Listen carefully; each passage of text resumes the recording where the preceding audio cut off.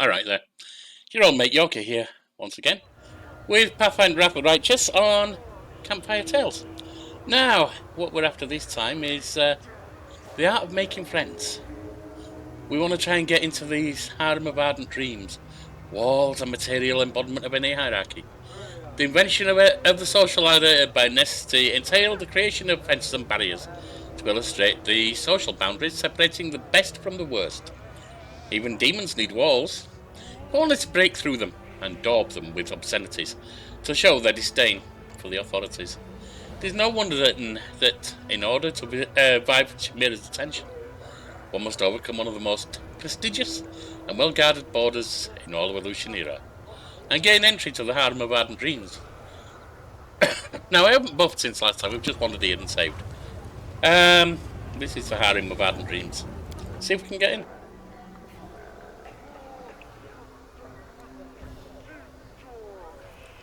Because Shamira, I believe, is the last one whose attention we need before we go after Nocticula. And that's her. A red-haired, beautiful demon sits majestically on the throne, an aura of bright light blazing around her. It's not the gentle, life-giving light that shines on Galarian. This light blinds, withers, makes a person burn with fever, draining their strength. Shamira gives you a withering glare and hisses through clenched teeth. What are you doing here, Asimas Spawn? Do you have a death wish? Or maybe... A trace of a slight interest appears on the demon's voice.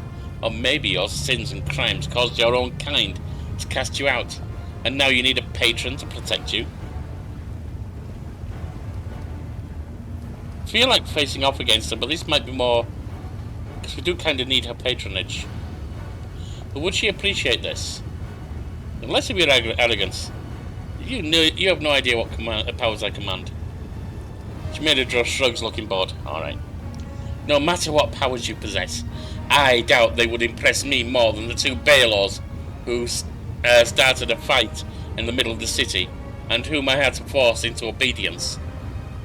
I doubt you would be a match for an infuriated Marilith, robbed by some cunning thief.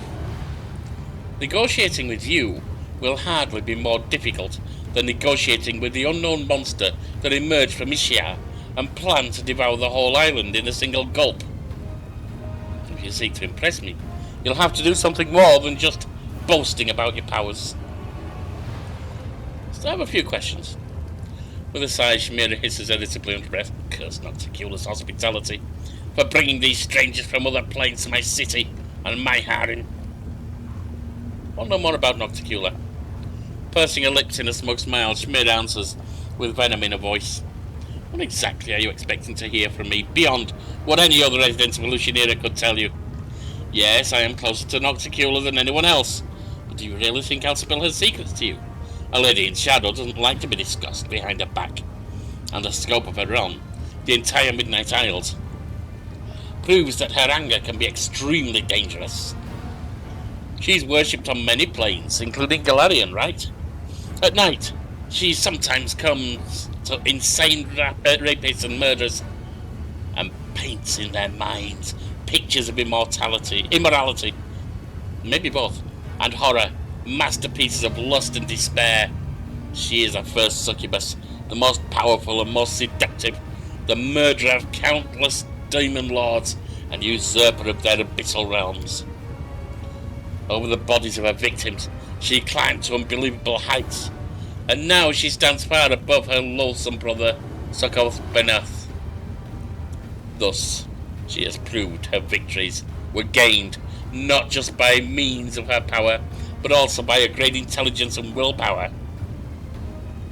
What kind of harem is this? Shamira snaps irritably. What do you think? Because I am Shamira, the ardent dream, the chosen lover of the great Nocticula. Every time she grows weary of plots and conspiracies and craves wild passion and warm caresses, she comes here to her harem. I've seen you with Hepzimera at the flesh markets. Tell me about her. Hepzimera is an honoured guest here in Illusionera. I'm not going to discuss her with every stranger I meet. So how did you gain such high standing? You don't know my story. That explains why you're not on your knees before me. I was once a celestial being, and my fiery wings carried me from the upper planes to insignificant little worlds like your Galarian. I gifted fantasies and dreams, kindled flames in the wild minds of dreamers, and I loved it. Sometimes these fantasies took shapes too, daring and unbridled, or so it seemed to me, but I made no effort to stop it. A dream is a bird, not a horse. You can't restrain it. You can only hurt it with your reins. The dreams I sowed were becoming more daring, bolder, and with them, I changed as well. One day I rejected the limits imposed upon me by my masters. In the world I was visiting, a wildfire of dreaming broke out. A dream so daring and bold, it could come to fruition only through great atrocities and monstrous immoral deeds. I could have stopped it, but I didn't. I was mesmerized by this great vision. I didn't return to my world, as I would not be accepted. Instead, I had descended into the abyss, looking for someone who would truly appreciate me and the dreams that I bestow. Nocticula noticed my flame, blazing over the dark waters of the ocean. She came for me and shrouded me in her shadows. That night was very memorable. Since then, I have served her and have been her closest friend and right hand. Do you really hate Asimads and kill them brutally? Shamira smiles, looking very much like a large and hungry cat that has just spotted its next victim. Oh yes. It is an incomparable pleasure to gradually deprive them of everything they once had. First their hope, then their noble appearance, their innocence, and finally their life. When they scream, renouncing everything they once believed in, their masters, their gods, their heritage, it is music to my ears. Shamira's eyes narrow, her expression unkind. Do not for a moment think I am unaware of who stole the batch of young Asima women from me. The ones who'd been shipped to Yunk in the flesh market. I remember that Galarian. He won't, he's dead. I have more questions. Shamira responds with an icy smile. I was happy to satisfy your curiosity, you annoying and talkative mortal. I came here seeking your patronage. Shamira looks up at you. Looks you up and down with a contemptuous expression, then answers with a scoff. So what can you be to me? What use? You foolish little mortal. The most powerful demons serve me. What can your pitiful self offer me that they can't? In your mind, Shamira's voice sounds calmer, though it is still arrogant. In truth, there is one thing you can help me with, Galarian, but the others mustn't know about it. Work for me, and I'll grant you a share of my attention and patronage. No doubt you have already heard of Nahindrian crystals, objects of astonishing power that grant their owner incredible abilities. Everyone in the Lucianera knows they exist, but no one knows what they are or where to get them. No one except one smug cow, Shamira. I want you to find out what they are. My advice is to start searching in that pile of refuse known as the Lower City. Ask for Ziforian, my predecessor, now a beggar. If that pathetic wretch is still alive, he may know something. Now go, and don't bother returning until you have the information I need. Here, take my mark, so the arch near my palace will let you in. I don't want to waste time waiting while you wind your way back through the streets of my city with valuable information. Your pack becomes a bit heavier as if some new item has appeared. And notice the weight of a gold coin. That's impressive. Maybe it's a really big one. The hand of the inheritor addresses you, an undercurrent of alarm in his voice. I see greed in the eyes of this fiend. She is ready to offer you a deal, and I sense that more than idle interest lies behind it. We both know the Nahindrian crystals can make demons immensely powerful. We are pursuing Shamira to prevent her from creating and unleashing upon us an army of mythical monsters transformed by these crystals. Yet if you reveal the secret of the crystals to Shamira, we risk simply trading one enemy for another. Our mission demands that we make concessions, but it does not mean we must blindly obey every demon's request. Weigh each of Shamira's words. Remember how cunning she is, and do not let her turn you into her tool she can use to commit atrocities. Armour your heart and do only what you must, not what she, with all her promises and charms, will try to convince you to do. And be prepared to find a knife in your back at any moment. So you and Shamira aren't friends, I take it? In your mind, Shamira's voice answers, with an arrogant scoff. Be friends with that miserable cow? Of course not. I'm courting her to learn her secrets, but it's a constant struggle not to put her in a place. Baphomet's minions are far too bold here in Shamira. Tell me about these crystals you're interested in. You haven't heard of the Hindrian crystals, ha? Are all Glorians so stupid and observant? They are purple crystals. Possessing them grants immense power. Unfortunately, only high-ranking servants of Baphomet know where to find them, or how to use them. They use the crystals to gain tremendous power, and now they strut around Shamira like they own the place. Where should I look for Zivorian exactly? There is a note of disgust in Shamira's voice. In the depths. If he's still alive, the gravity of an Octicula's punishment would have dragged him to the very bottom of Shamira. Dig through the garbage, talk to the vagrants and beggars. You surely don't expect me to do it. Why should I look for Zivorian? When I first heard about the crystals, at first I was not going to ask that, so it's obvious I want a patronage, but she might add more info. Reminded me of the last days of Zivorian's rule. He was Nocticula's right hand before me. He was plotting a coup and I was spying on him to turn him into Nocticula and take his position. I remember that he was trying to get his hands on the purple crystal of some kind, and that he eventually succeeded. I didn't pay much attention at the time, but the current situation makes me think perhaps it was an Hindrian crystal he was after. If so, Zivorian might know something about them. Why choose me for the mission? Shamira answers you with an exasperated sigh.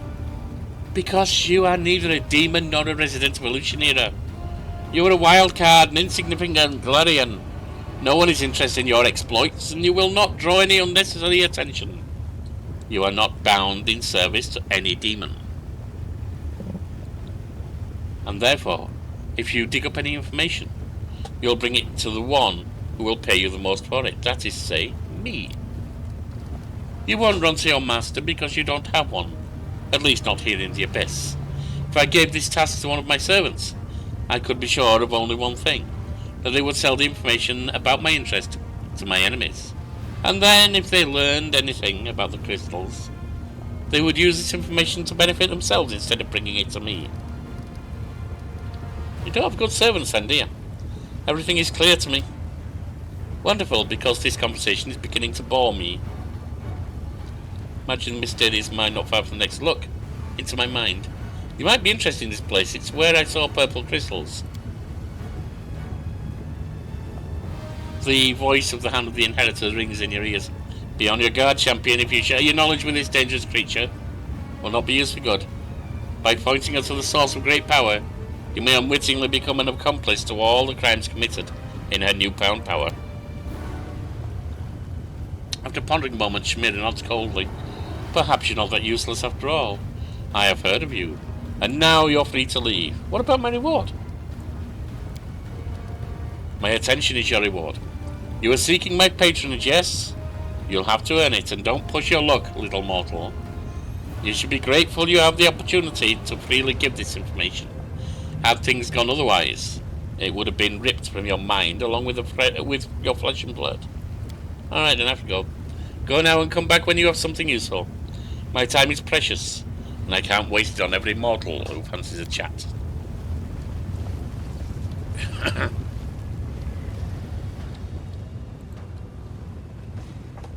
So, down to the lower city.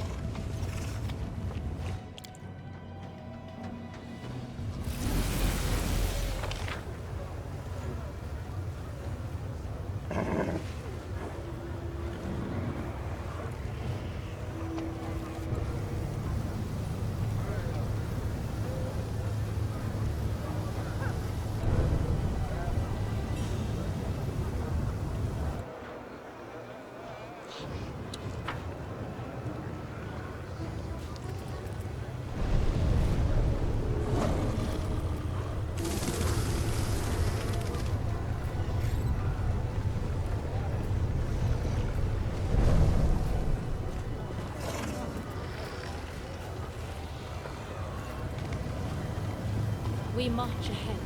Rely on me.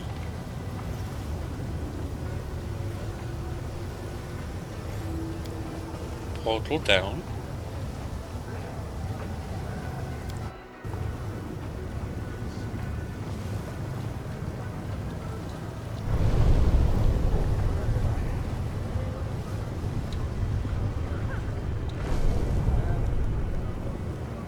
Up here.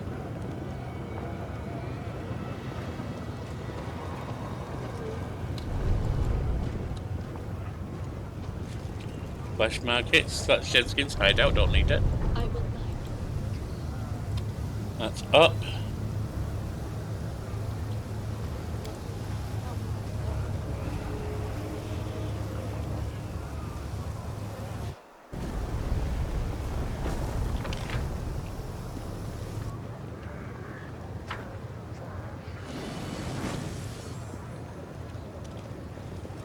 Down to the lower city.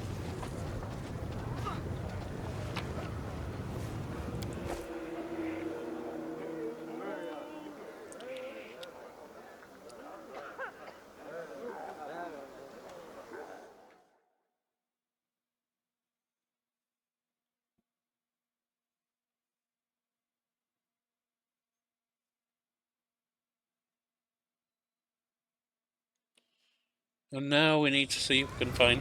Do we have any hints in this? Gathered information from the beggars.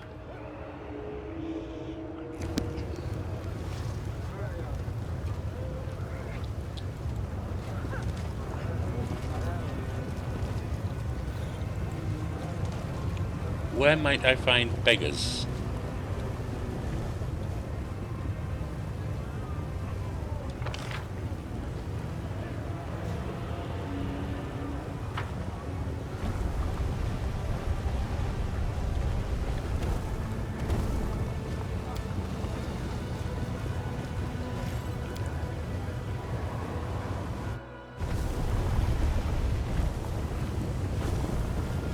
That's Bad Luck Tavern. Without a doubt. There's a beggar. The beggar raises his eyes to you in cold cloud. He's gate cloud by dull anger. But you aren't. Who are you? A beggar screwed up by fate. Can't you see for yourself? Tell me what you need and piss off. How can I find Symphorian? Eh? Who? Who's that? Never heard of anyone by that name. If anyone's heard of him, they won't be telling you anyway. You might find a beggar in the lower city who would be willing to chat with you. Before you find him, you'll have worn through those nice boots of yours. That's one good pair of boots, it'd be a shame to ruin them. How about you just give them to me, eh? Maybe a small donation would jog your memory? Know what? Better be on your way. I don't need no money and no shady deals with you. I don't want to know who you're looking for. Alright, well, you're no good. Yeah, get lost. Look out. Look for this Zav. For that freak you're looking for somewhere else. If you want him that bad, ask around. Maybe someone saw him, but leave me alone. Can't beg with you hanging around. There's another beggar.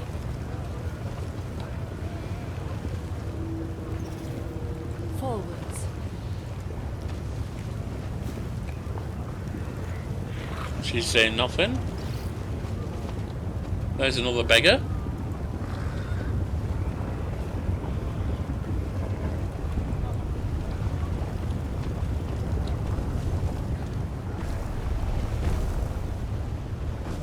We march ahead.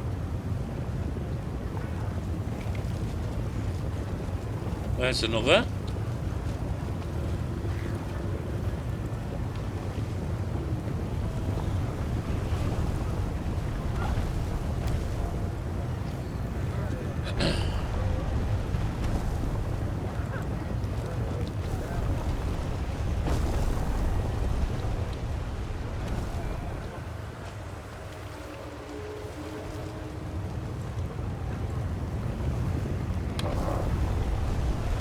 Those are all citizens. Oh, there's a beggar there.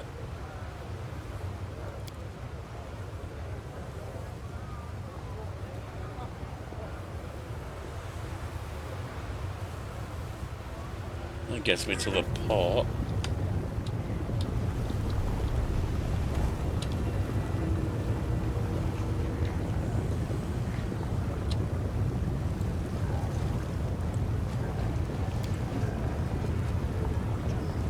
Can't get up there.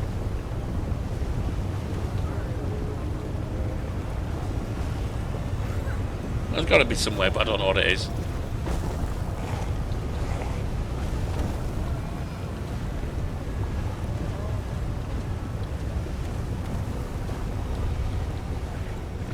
I will guide us.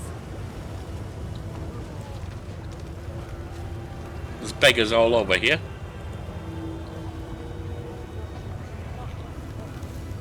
Toss this poor beggar a coin. Piss off. Nice boots. Lead toss. What you want? None of them then.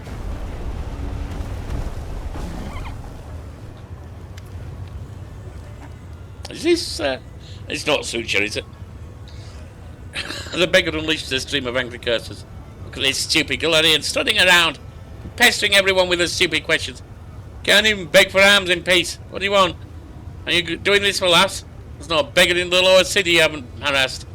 What was it you wanted to know? Come on, ask away, off your piss. Off your piss. Piss off, in other words. Who are you? Dog of war, mutilated and deprived of everything I had by the cruel Mendev Crusaders. Care to spare a coin? Don't seem too willing to share any info. Why should I tell you anything? Who are you? To demanding answers from me. Just strutting around, badgering everyone, getting in the way of good honest begging. The only information I have for you is where you can shove your stupid questions. You've seen Zephyrian. Maybe there was a fellow with such a name. Or maybe there wasn't. I don't know. And the others don't know either. What's your problem with us? Go ask around in the middle city. You can even search for him in Shamira's dark hole, for all I care. Just leave us alone.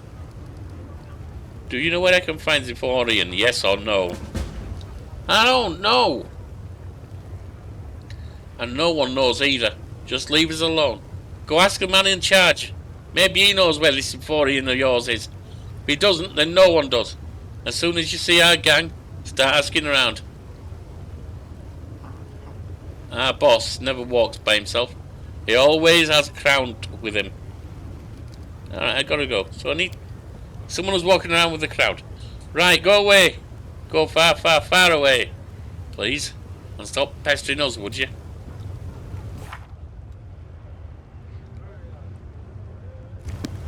Find the leader of the beggars.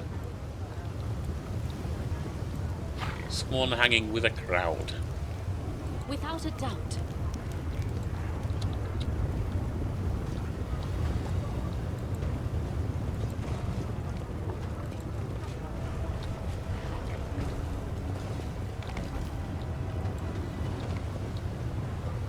It's not one of these guys, is it? The sound of footsteps startles the demon and she gives you a baleful look. You disturb me, mortal. Why have you broken my solitude? On second thoughts, save your answers. Your reasons do not interest me. A boy of about 12 stands next to her. The boy examines his wrists, which are covered in strange round scars that look exactly like they might have come from suction cups. His inflamed skin, burning eyes, and general appearance suggest that demon blood runs through his veins. He lifts his gaze and gives you a long, sad look. Who are you? I am Zara the Grey Mortal Worm, the most skillful explorer of the dark depths of Ishia. I learned from Master Willidus himself the trusted mage of our Lady in Shadow. One day I will surpass my master's skill. Oh, you already have is dead. And take his place. Everyone knows this, including Willidus himself. So next time you dare to address me, do so with respect.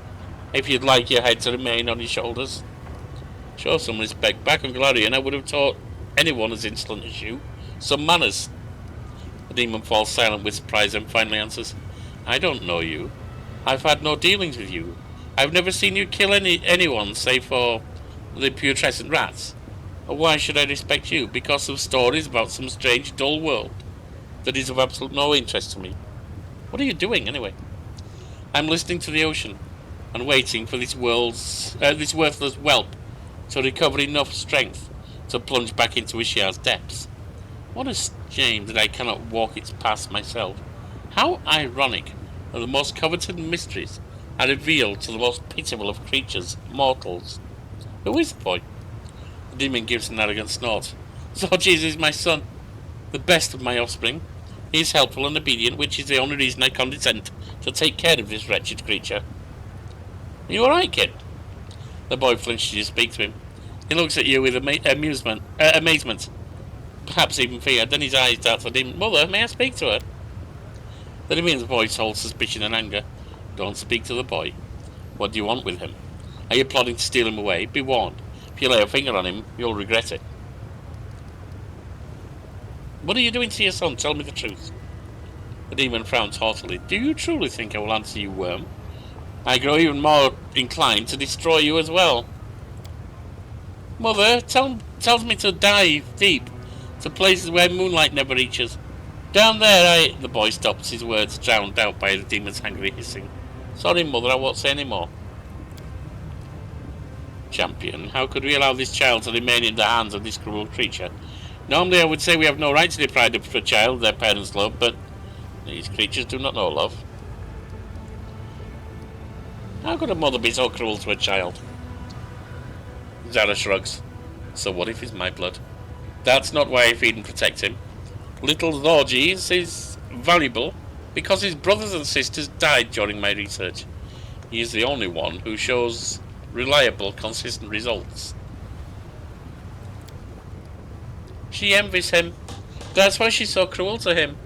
She wants to dive to these depths herself, but she cannot. Amber lowers her eyes sadly, paying no mind to the demon's indignant hiss. What would you want for yourself, Zorges? What I want? In the depths, nobody knows this word want. And I wasn't taught it in the surface either. I know how to obey, dive, and be quiet, but I don't know how to want. What can I want? Stop addressing my property, worm, or I'll pour the water Ishia down your throat, and let the ocean's tiny mollusks devour you from the inside, and turn you into their shell. Taking a child away from a bad mother is not a crime, but rather a good deed. Be gone. The demon looks you over, and the confidence in her eyes fades. She shrugs. You want to take the boy? I don't care. He's yours. I won't fight over a trifle like the life of some mortal spawn, especially since it's nearly exhausted its usefulness. Take him, and do as you want with him. Oh, she's gone. The boy is saved from the wicked mother. Gives you a look that's both sad and mature beyond his years. I sense a certain darkness within his shoes, hiding deep inside. Yet he himself is not evil. His soul is pure and kind, as a child's soul should be. The boy is silent and focused, as if he too heard the voice of the hand, and he suddenly responds, Does this spirit speak the truth? Is there really darkness inside me? But how can I carry evil in me and not be evil? His gaze pierces you, as if he wants to say something else, but reconsiders at the last moment. Ember gives the boy a bright smile. It's all right to be different. I'm different too. The commander has lots of odd friends. Do you want to be friends? Zorgi shrugs slightly. I think so. I don't know how, but I'll try. What do I need to do? Nothing. We are now friends. You don't have to do anything to be friends. You just have to want to be friends. Can you see the hand of the inheritor? Yes. He glows and he is not evil. I think I like him. But there is an irreconcilable conflict between us. It's unfortunate. So this child can hear and see me. He is not evil, nor is he a sorcerer, a mage, or a wizard. He wields no spells that could reveal unseen, and carries no such spells cast by someone else. He just sees. What powers does his youth possess? Who are you, child? Mother name is Zorges. I'm a creature of her making, and until recently I was her creature in every way. I had many brothers and sisters, but none survived to research, so I was the only one left. Now that my mother is gone, I don't know who I am. Am I Zorges? But that name means nothing. It was whispered into my mother's ear by Ishia. So who am I? Tell me about your mother. Her name is Zara the Grim. She used to be a pauper, a diver who collected what Ishia had taken. The ocean has no floor, so she recovered whatever hadn't sunk too deep. But those bounties were as generous as Ishia is harsh. No one knows the ocean as well as she did. She knows the safe passages and she guides ships, swimming at half speed so they don't fall behind. She's a child of Ishia. She was created in it. Her first cry burst from her lips the moment she broke the surface. But many centuries have passed since her incarnation. She is dark like Ishia, cruel like Ishia, powerful and uncompromising like Ishia, fertile and merciless towards her children, like Ishia. What magical experiments did Zara perform on you? I'm too young and I don't know enough to judge them. We go to the shore to Ishia. She'd feed me potions and force me to dive deeper and deeper each time. By the time I was 8, I could dive so deep the water pressed on me from all sides, and my body no longer wanted to ascend. I had to stay there as long as I could. Then I'd come up, my nose bleeding, and sometimes my mouth and ears as well, even my eyes. The next day Mother would make me drink a different potion, then send me down again. It was so dark down there. I could feel the touches of strange, dark things. Sometimes their vibrations reached me, as if they were communicating with me. Oh, those days, I vomited black slime. I tried to hear the voices, but I never had enough time. Mother would be furious, beat me, brew a new potion, then make me dive deeper, stay longer. This time, I spent 7 hours in the water. There were so many vibrations, they enveloped me. And then I realized I'm neither food nor an enemy. Though I have blood of the enemy in my veins. What does it mean? I don't understand. It was a little boring, so I imagined I was a giant octopus floating in the deep, waiting for prey. I'm afraid no one else will tell you more about me because you angered my mother, and she is vindictive. So what are we going to do with you now? I'd rather not go home. And I've nowhere else to go. What do they do with those who with nowhere to go? Oh no, maybe I should live in Ishia. Champion, we have no right to leave him by himself. He needs care, and fate has entrusted you with his child. I have faith that you'll make the right decision. Go to my camp, find refuge there. The boy nods solemnly. Thank you for not deciding for me, for granting me the right to choose. Others have not done this, so I will accept your invitation. The little one is now safe in your care. Neither his cruel mother nor a remorseless kidnapper will cause him further harm. I am glad we share a belief that children should not be victims of such evil. I am certain young Zorgies will be better off on Galarian.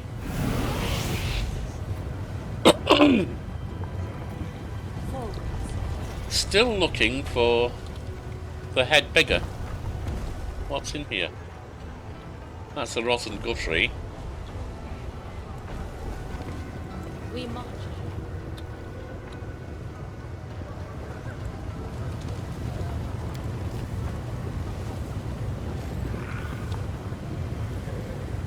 That's the Bad Luck Tavern.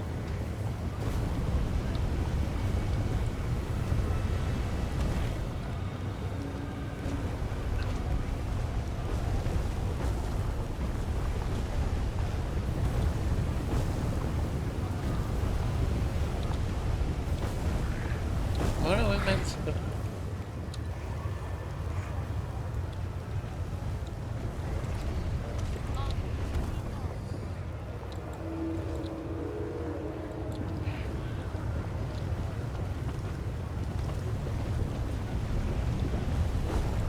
I will guide us.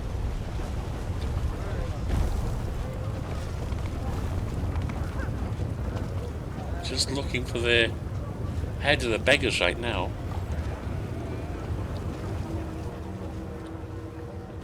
It's not one of these guys, is it? Because this is a crowd. The dead eyes of the beggars watch closely. They hold out their hands and repeat with well-practiced enthusiasm. Spare a coin, stranger. I wonder why they beg for coins. Do they want to buy? Actually, no. I don't want to know. If I find out, I'm sure I'll only be upset or angry or disgusted. Look closely. Does anyone? Or who among you wishes to earn some gold? Whoever takes me to Zephyrian will be richly rewarded. The words magically draw an entire crowd of beggars to you. Their eyes light up as they thrust out their dirty palms. A whisper runs through the crowd. Hey, deep pockets, care to share some gold? Gimme, gimme, gimme! You definitely managed to draw the vagrants' attention. They do not appear to be in a hurry to share any knowledge with you. It's not likely. That's better.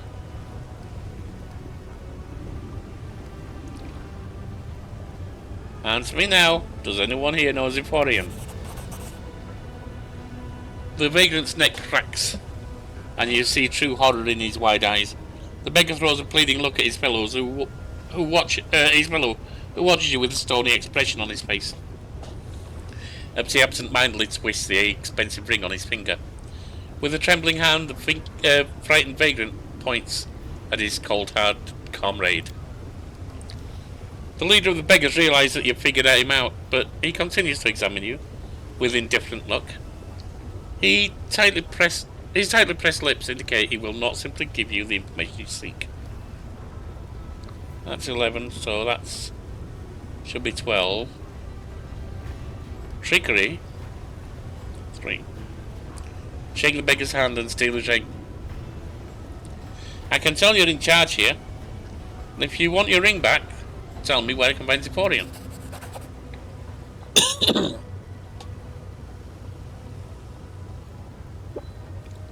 Instantly turning pale as a ghost, the beggar falls at your feet and meekly mumbles, "That ring is a sign of superiority. It gives me authority as the vice-regent of cruel fate.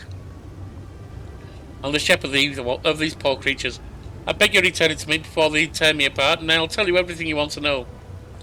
Glancing up at you, the demon somehow makes you feel paralyzed for an instant. The ring disappears from your hand. The beggar leader regains his composure and gives an imperious nod. The deal is sealed. The beggar leader picks at his ear with his knobby, dirty-nailed fingers and says, "A filthy pile of garbage wants named Zephyrian and begs at the entrance of the Battle Bliss. The gladiator arena, that's where you'll find him."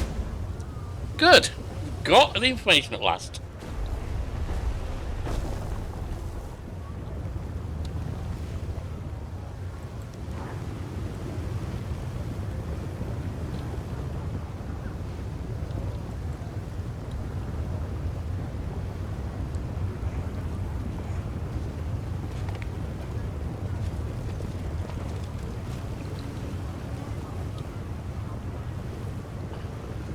Athletics up.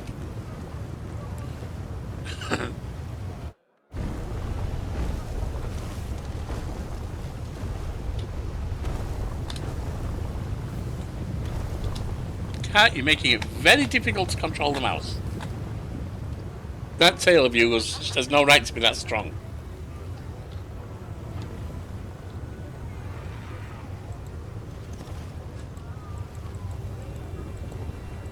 So, Battle Bliss.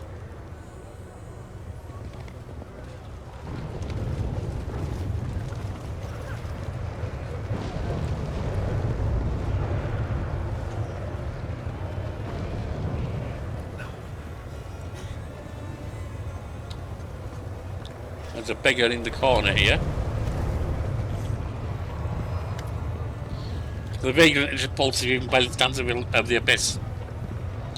His lumpy scarred face makes you think he was put through a meat grinder, then shepherded back to a resemblance of his former body, and left to live out his life. His tall and once impressive figure has been shattered. His arms are covered in protruding lumps of unset bone that were left to heal improperly.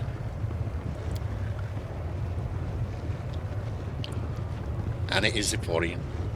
The beggar is clad in many layers of dirty, smelly rags, onto which hundreds of keys are sewn, from tiny toy box keys to a giant cast iron key that bestows the demons that bows the demon's neck, almost to the ground.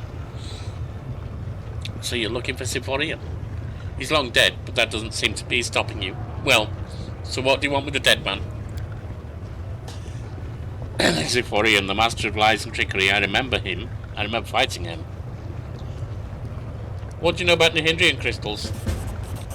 There's a tale in his Illusionera, a tale of crystals that grant immense power, but what exactly they are and from whom do they draw power?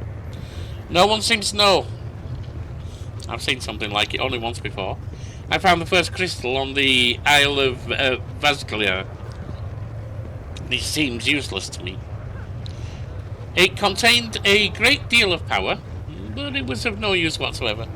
I meant to give it to my patron, as he would have found a way to use it, but I never had the chance. Some feeble mortal mage managed to steal the crystal from me. He locked himself in a tower. So that's going to be the storyteller. Examined the crystal, studied it, and managed to find some use for it. But it was under Nocticula's protection. Yes, it is him. So I never tried to hunt him down. The demon grins unpleasantly.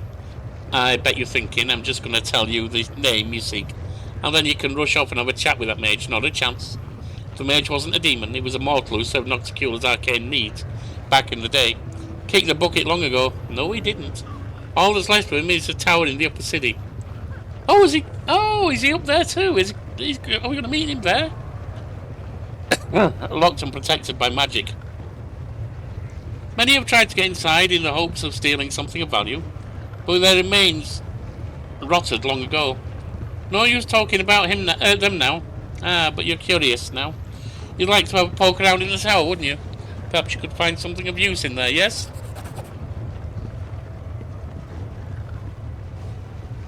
Symphorian gives you a mocking grin, and then sighs, and takes a single key from his rags, handing it to you with a sweeping gesture.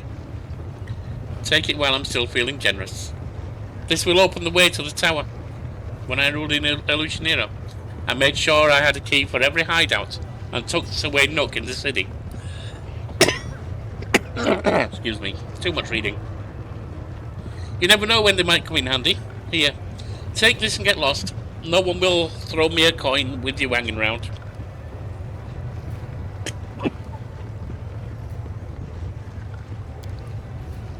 Looks like you're running to the only self. Yeah, that's not true. We just didn't run to see it. You just gave me the key just like that. With a philosophical shrug, Demon asks, yeah, why not? I don't need it. I don't need anything from you except that you leave me alone. Now go on, get lost. The Isle of Vasglar, what's that? Yes, Vasglar, a wild place, an island in Ischia, deserted. No one really cared about it. I had a secluded lair there when I kept all sorts of nasty tricks for Nocticula. Anyone who found my den could have made a tidy profit. But not so long ago, the island sank unexpectedly. No point trying to look for it anymore. Why are the crystals called Nihindrian? Who knows? It's a whim of a fashion. The thing is, they're not actually Nihindrian at all.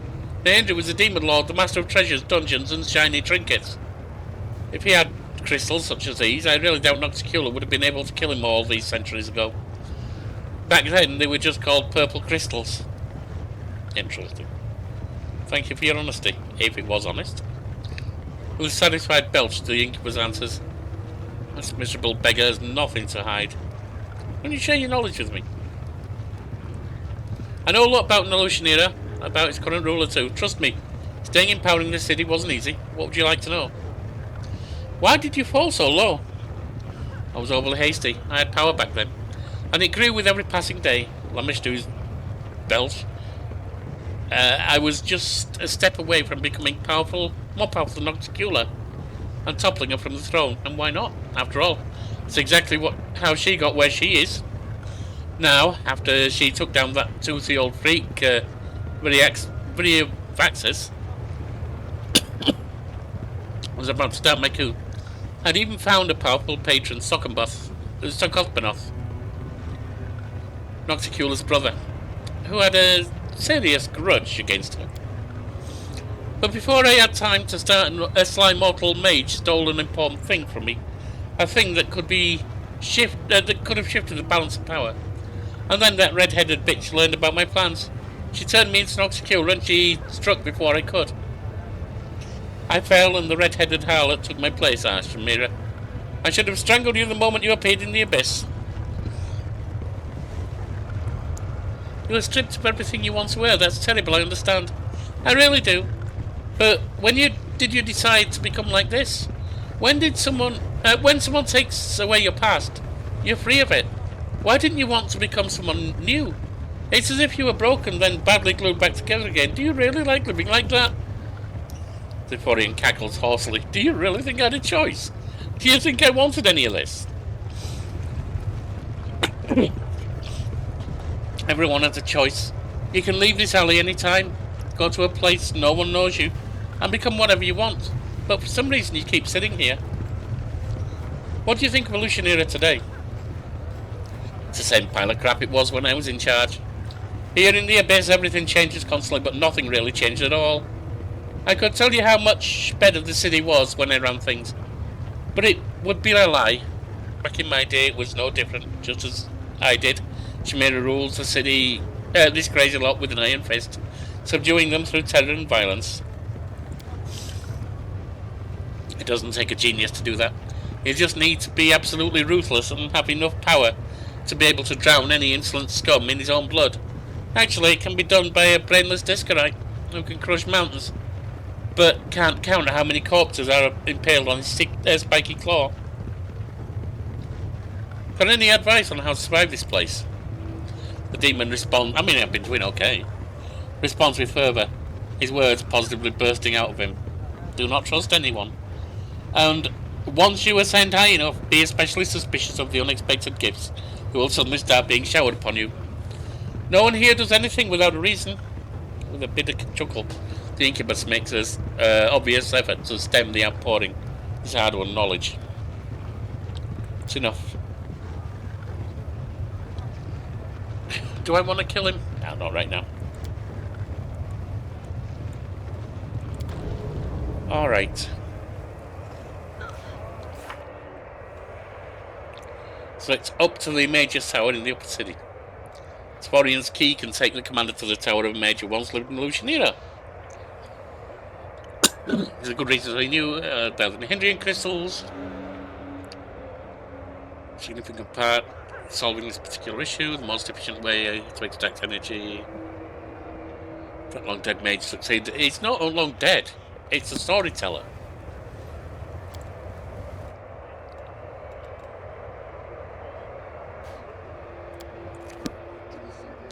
And with that, I'm gonna join you back here in a minute. I need to take a real life break to let my throat rest. And here it is, the Major's Tower. Found it. It's up this platform that's, well, I can't show you now. But it's straight across the bridge from the teleport up, or whatever.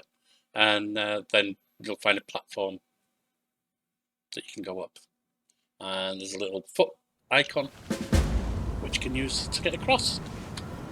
Let's see if we can find anything in the mage panel.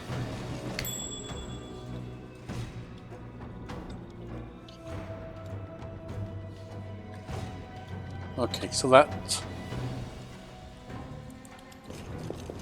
needs you. Oh! Was not expecting that.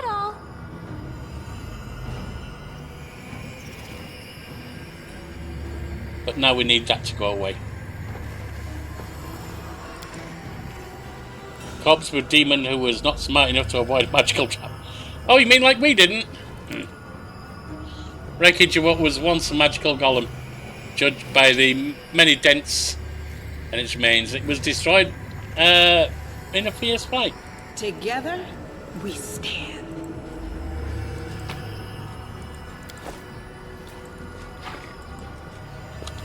We're not all going to run across there, that's for sure. Lead on. So we're just going to wait that out, I guess. Put a quick cut in until it goes away. Okay, well I did balls up waiting. I decided to get impatient and tried to cross and just... Ember didn't do too well. So, we restarted, and I found this trap here I hadn't noticed before. No challenge at all. Now that's down. Oh, yeah, I found the trigger there. Easy. That's down.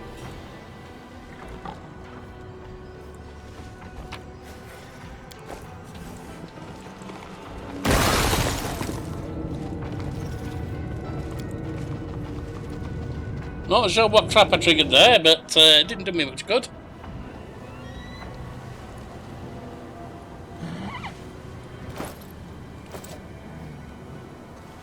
Looks like she's the one who got hit, so... Not your eyes.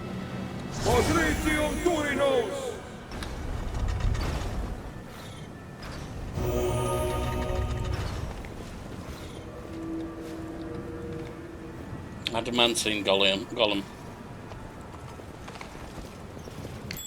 Two of them, and a trap.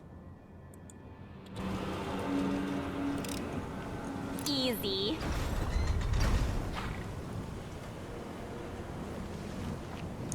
The world is full of wonder. Let's have a save. I'm not sure if this will work.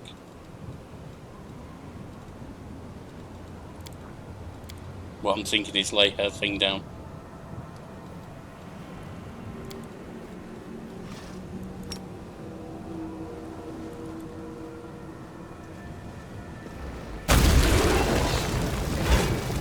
It did.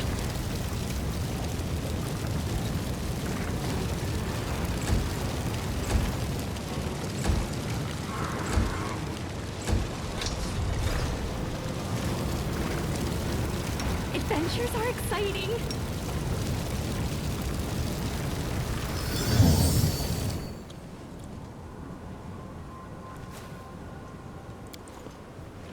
The wreckage of what was once a magical golem made many dents in time, and it was destroyed in a fierce fight. Leads on.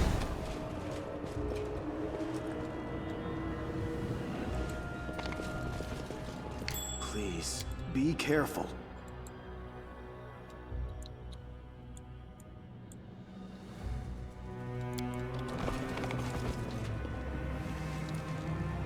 Inscription once contained a spell of warning. When an intruder appeared, it would let out a chilling howl to raise the alarm. Fortunately, the enchantment has worn off with this passage of time, so your ears have been spared.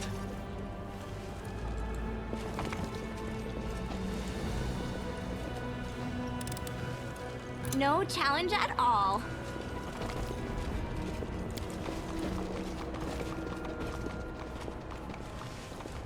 Well, that's the first floor. Hang on. I will guide us. Oh, that's down. I'm sorry. Right, so we need to go out this way. Okay.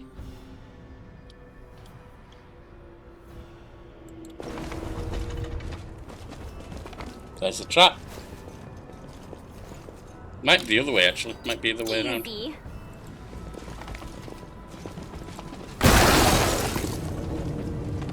Ow.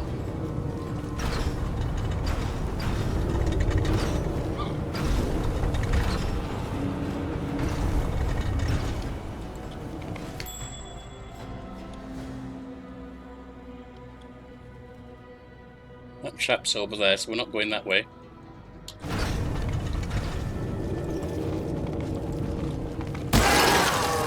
Ruddy Nora. Alright, let's have a look at... You haven't lost anything. You've lost a lot of decks. Come on, where's the...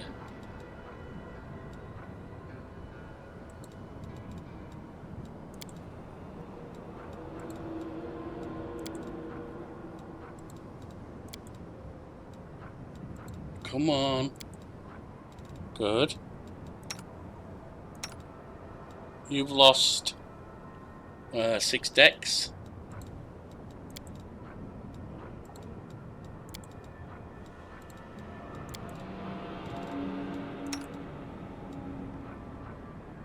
You've also lost 6 decks.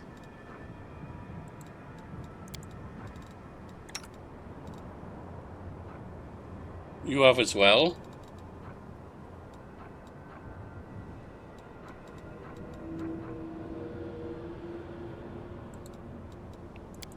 Dexterity's not a big thing for you, is it?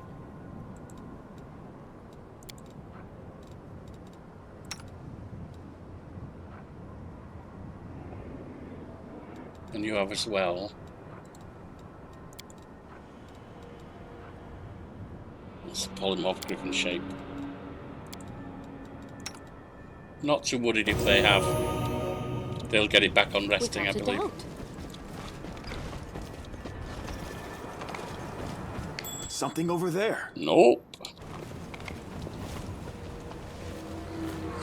Friendship Come on, little lasts thief. forever.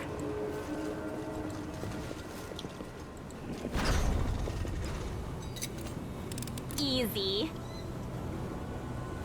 So exciting. Ow. No challenge at all.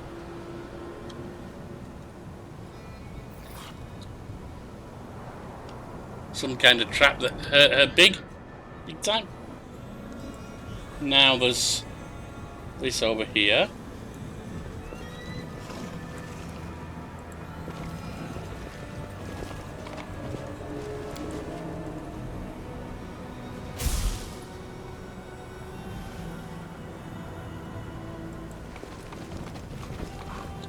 Okay.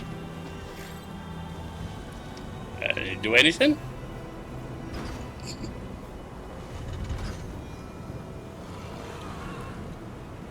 Forwards. Doesn't seem to have done.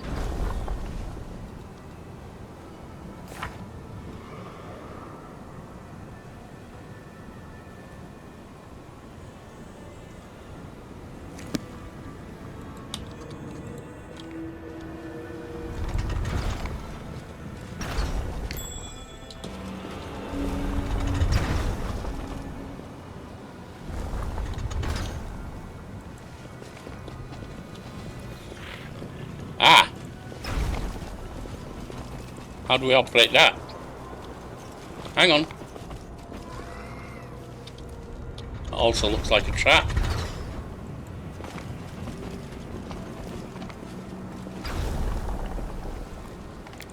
Got another of these. Oh! Well, that's opened something.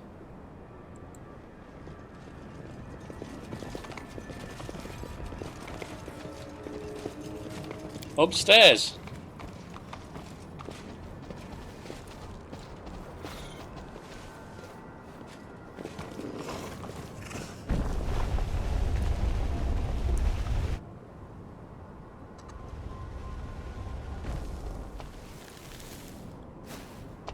See how bad upstairs is. Better save because we might need to quit and come back because we are kind of out of spells and stuff. Please, be careful. Yeah, I hear you.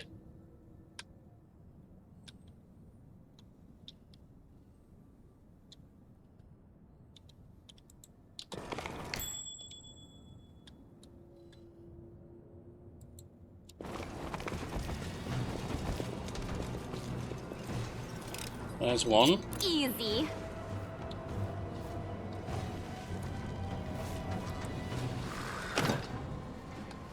You see a sturdy door in a stone arch in the middle of the room. The location seems rather odd, to put it mildly. Attached to the door is a tiny little metal bell with a braided pull. Examine the door to determine if any spells have been cast. See spells enshrouding both the door and the bell, judging by the nature of spells. Conjuration! Oh, great! Ordinary door, judging by the carvings. It's a Welsh make. The bell also appears unremarkable, although the bell pull is covered in an ornate pattern. There's nothing unusual. Yeah, but it's got a conscious spell on it.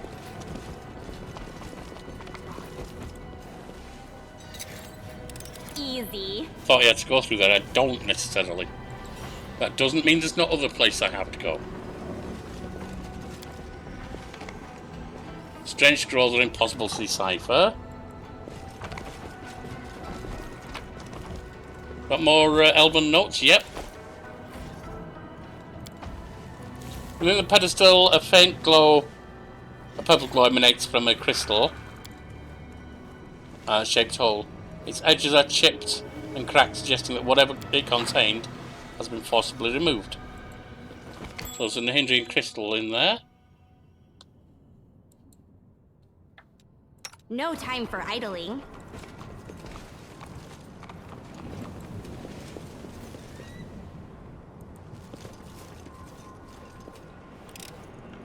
No challenge at all.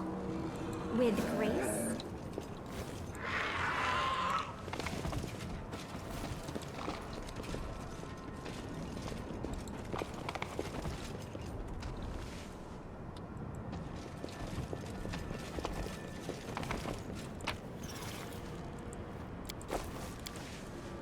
The magic has left its once powerful magical seal that protected premises. Okay. I can rest.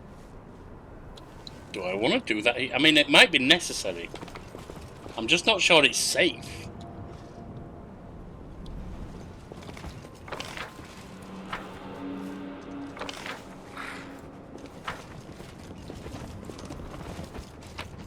Missed that at first.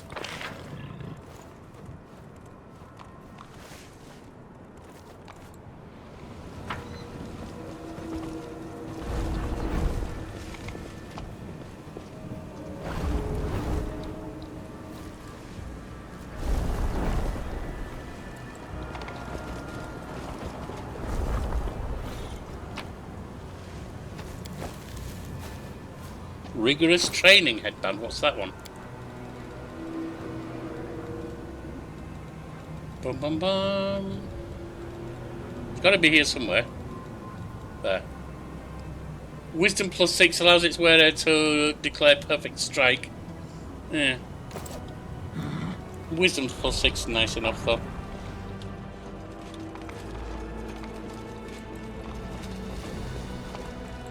That goes to second floor.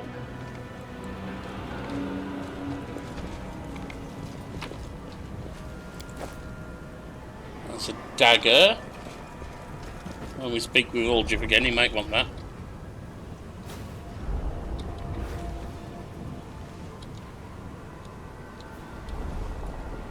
Oh, that's just that. Okay.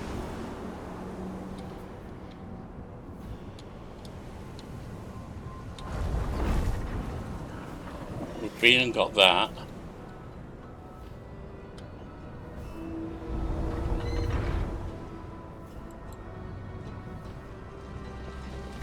That's a table, isn't it? I don't want that.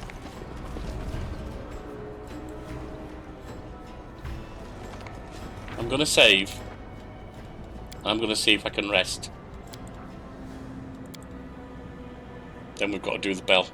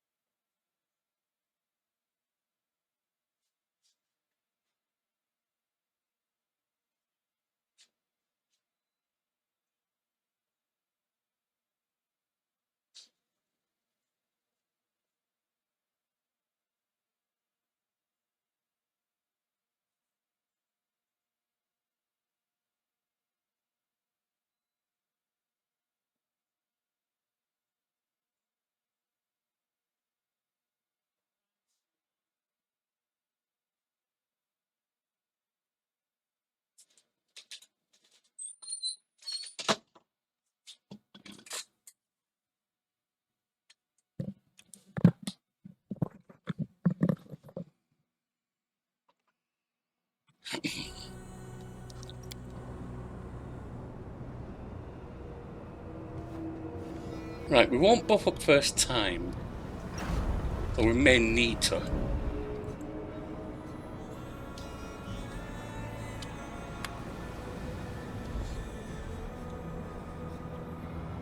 Let's try the bell.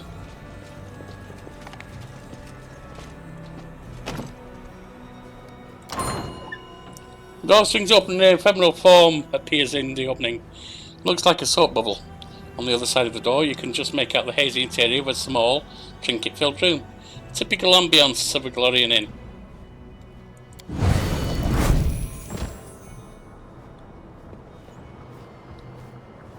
Okay. Hey, is that the storyteller's TV friend? Clutching the door handle, a skinny figure falls through the soap bubble. The bubble contracts and pops, dissolving in thin air. The door slams shut.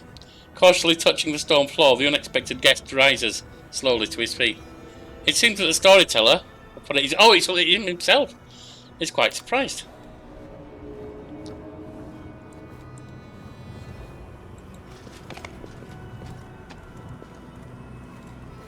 It's not letting me talk to him. I know I can. There's too many bodies around. The storyteller's head swivels around in a bewilderment, his hands reaching to examine everything around him. Where am I? How did I get here? Who's there? I remember the sound of that breathing. Eliana Solshade, is that you? Thank God it is you. Where are we? And if you don't mind me asking, what brought you here? I came looking for information about certain purple crystals and I found you. Storyteller nods with understanding. You're looking for the heart of the tower, yes. I studied its capabilities here in Shamira. You must have seen the socket it was placed in. Unfortunately, the details of my research are hidden from me by the gloom of the oblivion. Perhaps if I laid my hands on such a crystal, I would see something else in my past. Do you know where I can get one? Do they come from mines, or maybe from the bottom of the sea? The elf takes out a delicate compass from his bag, the needle of which is slowly but constantly spinning. I sense power we are looking for. My hands have touched it in the past. In the past, I do not remember. I think a little divination will come in handy. I can set this little trifle to help you. Explore the caves here. When you are near the crystal, the compass will let you know. How did you get here? Storyteller listens intently to the sounds coming from the city. A good question. Judging by the demon speech I hear, we are in the abyss, correct? Then I suppose I was brought here by a portal. It was most likely activated by you. This portal must have been charmed specifically to deliver me here from wherever I might have been. I hope it will send me back the same way. You're unlikely to have charmed it this way. If you had, you wouldn't be so surprised by my appearance. This means a spell was cast in the past, in my past, the one I'm looking for. I have to admit this finding is quite intriguing and perplexing. But this place where we are, it's a tower, yes? Yes, I'm right, a tower. Why did you need this portal? Thanks to you, I now remember that in the past I was caught mage with the Lady in Shadow. I was probably then that I created a portal to conveniently travel from the Abyss to Glorian. What do you think of Galfrey ordering me to go to the Abyss? Storyteller purses his lips. I am not a politician or a military leader, but I've seen all sorts in my life. That's why I have some experience and know different stories. The story I'm watching now, it did not strike a chord with everyone. There are many in Dresden who are saddened by your departure for the Abyss. There are even some among them who say, though in whisper, that Galfrey was envious of her commander's glory and was in a hurry to be rid of her. But most do not think this. The majority praises the Queen and expects her to lead them to new victories over the demons. It's quite possible that she will succeed. Right now, as far as I know, Galfrey is actively preparing for an advance to the west, into the heart of the world wound. I see. The sense of recognition, it's truly astounding. I definitely used to live here. And if there are no other complaints, I'm ready to become the owner of this tower again. Be my guest any time. Found a page that might interest you. Storyteller carefully takes your find. Yes, you were right, another piece of evidence. Storyteller clenches the page she brought. His voice becomes a bit younger and more energetic. My feet are covered by a crawling carpet of locusts. A few insects get under my clothes, under my shirt, down my back, in my pants. They're crawling all over me, tickling my skin with their little legs. They will not attack until they recognize me as a stranger. Protective spells are guarding me, allowing me to deceive the pestilent denizens of the rasping rifts. I am very still. I am but an observer, an uninvited guest who prefers to remain unnoticed. I don't hold my breath when the Demon Lord Discarded swings his scythe over Izyagna. I feel nothing when Izyagna deftly avoids the blow and tries to strike Discarded in return. I am here by the order of Lady Nocticula. I must observe the fight and then return to Alushinira. The affairs of Demon Lords do not concern me. Who is Izyagna? She is a rising Demon Lord, servant of Lamashtu. She simultaneously inhabits 7 mighty ant-like bodies. Izyagna and Discari are always sniping at each other, but they dare not enter into open war, fearing Lamashtu's wrath. The storyteller chuckles. The current fight is just a small quarrel, 1 in a million. Izyagna came to the Rasping Rifts with only 3 of her 7 bodies. I'm sure it will be easy for Discari to destroy the intruder. Why did Nocticula send you to follow Discari? Storyteller shrugs absently. I don't know, and I don't want to know. My service to the Lady in Shadow is almost over. It is the 7th year of my life in the Abyss, and I am already counting days to the end of my term. Where's your friend Keeney now? The storyteller's lips part in a smile. Here, with me, of course. The stubborn lad refused to stay in Alushinira and volunteered to accompany me to the Rasping Rifts. He said he wouldn't miss such an exciting adventure for the world. His youthful zeal and desire to live life to the fullest seemed to make me younger too. Please continue. Rift Carver, Discarded side, swings up again. This time with a whistle through the air. It lodges in the ant-like head of one of Izyagna's bodies. Greenish slime spatters of poisonous drops falling on my face. I keep very still. With the last convulsive movement, the ant-like body winces, tearing the scythe from Discarded's hands and jumping back only to drop on its side and lie still. The loss will hardly worry Izyagna. To kill her, one must destroy her heart, which is hidden deep under Yeneron, the city in Lamashtu's realm. Disarmed, Discarded turns to Izyagna's second body that is attacking him. I slowly turn to Kinney, who is sitting next to me. My young friend is easily impressed by such mighty opponents fighting, but the seat next to me is empty. Kinney is gone. Storyteller shivers and starts speaking faster. Forgetting about the danger, I look around for my friend. The swarm of locusts at my feet buzzes, displeased, but the need for secrecy no longer seems so important. Where is Kinney? After a moment, I see him and a treacherous shiver runs down my spine. My friend is standing over Izyagna's fallen body and reaches for Discarded scythe, sticking out of it. So what's so special about Discarded scythe? Rift Carver has power over material of the plains. Discarded made the scythe with his own hands from his mother's skeleton. It can cut rifts from the plains themselves. The Demon Lord used it to make the Rasping Rifts, his own abyssal realm in the plane of the Abyss. And continue. Kinney, stop, don't touch it, I scream, throwing caution to the wind. My friend turns to me, and his face baffled. I understand him to an extent. The scythe, able to rip passages between planes, will certainly help us save Galarian. But trying to steal it is rash and stupid. We have nothing to defend ourselves against the Demon Lord's rage. Stop, my friend, before it's too late. Out of the corner of my eye, I see Discarded lift another of Izyagna's body and tear it to pieces with his bare hands. But I don't hear his howl of victory. The Demon Lord throws away the still body of his enemy and turns to us. The swarm of insects is biting my feet. Locusts cover my eyes, hitting me in the face, trying to get inside my nose, mouth and ears. Nevertheless, I get to it first. I grab the giant scythe and swing it awkwardly in the air. Rift Carver is so heavy, my hands instantly cramp. I have no idea how I managed to lift it at all. I dropped the scythe on the ground, but the damage has been done. Right in front of me there is a small rift, a wound in space. The smell of Lucianira's sewage comes out of it, a wonderful smell that brings me hope for salvation. I grab Kinney's sleeve and dive into the rift, only a moment before Discard's claws cut the air where we just stood.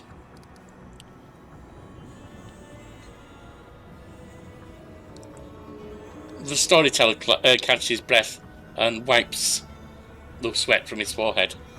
I angered a demon lord. My life was hanging by a thread. I'd never have thought that something like that could happen in my life. The storyteller shakes his head distrustfully. How many dark sides of my past will I have to find? I'm starting to fear what I might see in the next page of the book. You told me about Earthfall, the journey. You told me about the page. You told me all of that. Another page.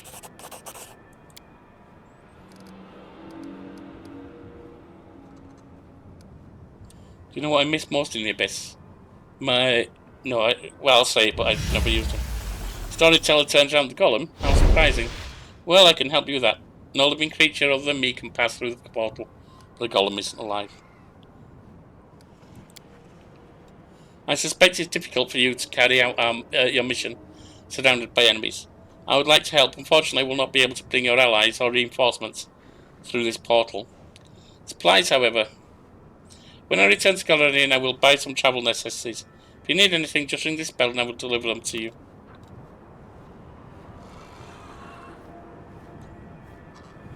And that seems to be about that. And I need to go to Lucianira's mines now.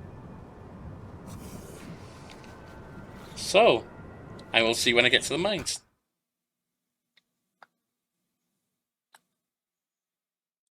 And so we arrive back at the Nexus. The mines where the crystals were mined. Let's see if we can find one. Try going down here.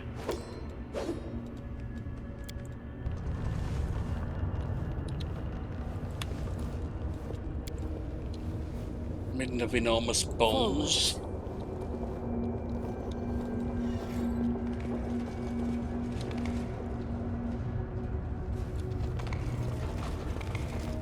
What's this? Camouflage tunnel.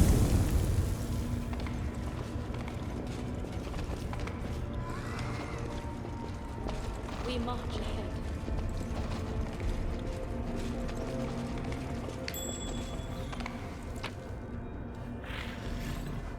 You've got Dino Bones, Magic Essence, and a belt. Venerated Champion.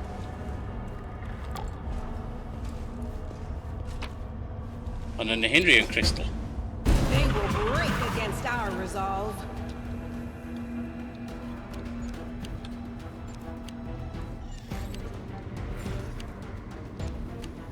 Oh! Oh, this isn't good.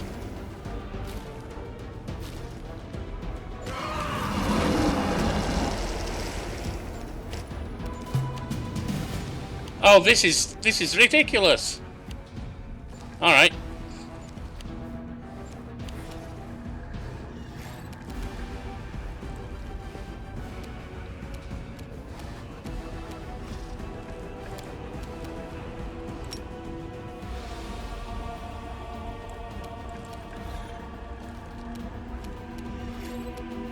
Away, you rascal! Good damage.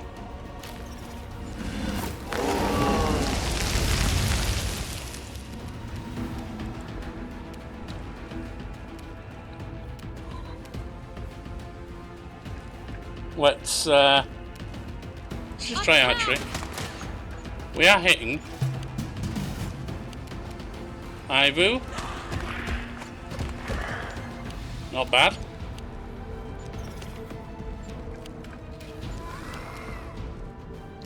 Naira once again. Your time is over. You're done. Bit of archery. These are not hard, it looks like. Sozil.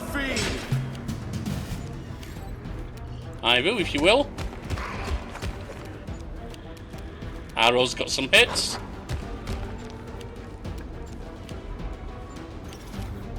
The light. Take you.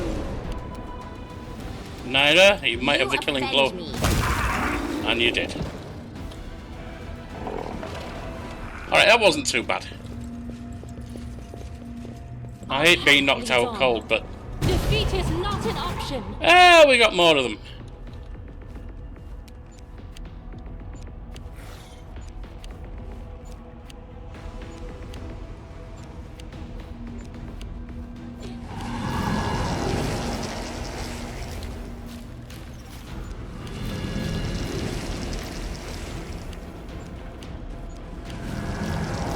Ooh, we got a lot more of them.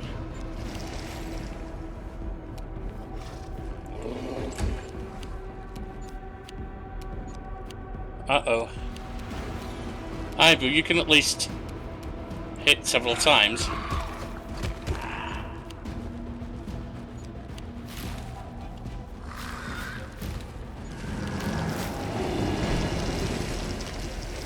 Let's bismuth down.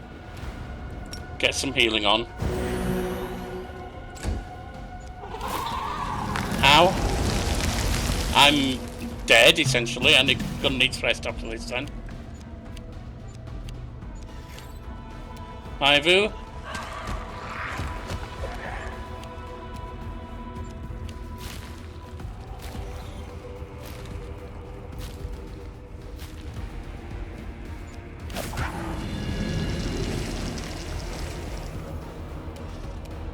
Fall! That was a mistake. I was thinking it was Sailor for some reason.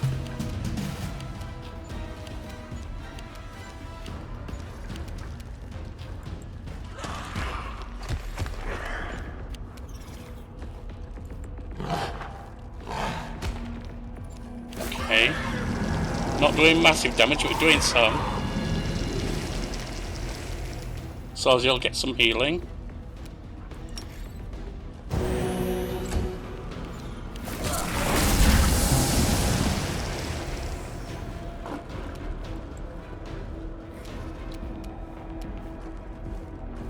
Stand down.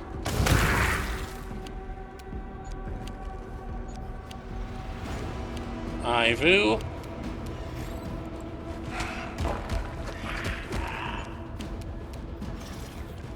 Ara. Sozil, you're on the heel.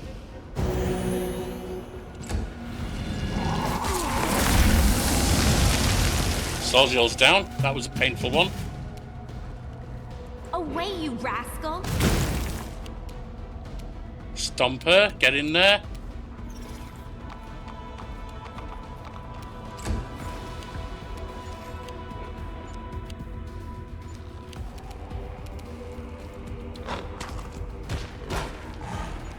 Almost dead. Looks like Ivo might be down. That's not good. Take one out, Time is over. even though the others fall.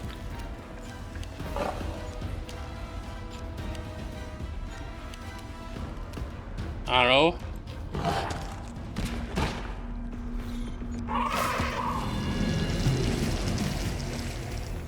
You offend me.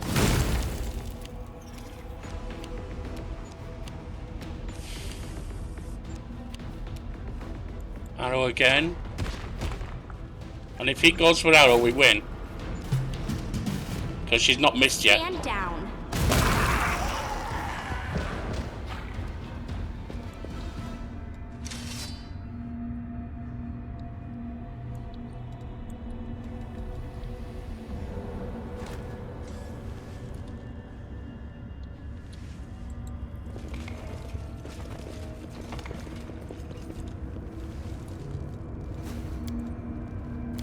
Okay.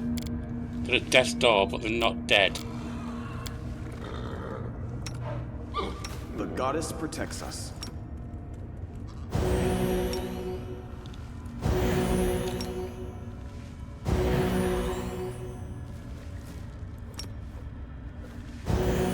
That'll work.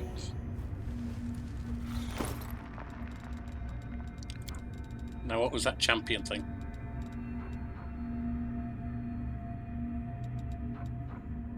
What's this one? Mobility checks. Anyone can have that. It doesn't really matter. It's nice to have, but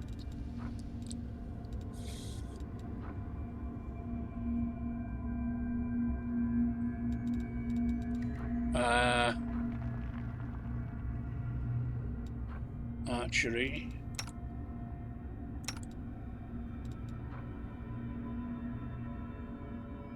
Healing spells, yeah. What was the other one?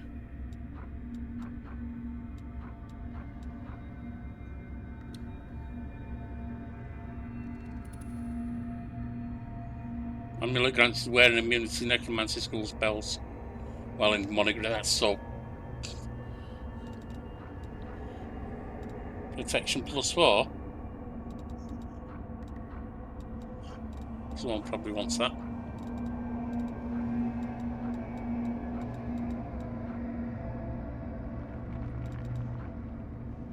Natural armor +4.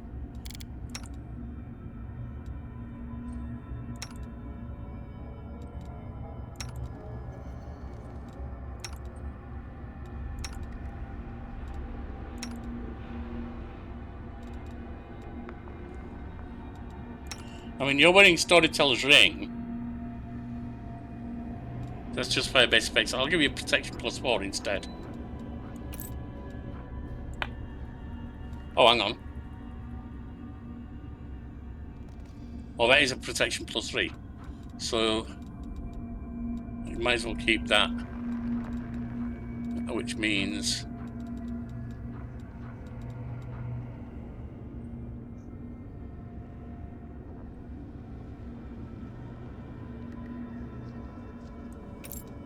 Take evasion. Ugh, maybe later. Did I not put that on right? Alright. I'm not seeing that other one though, that...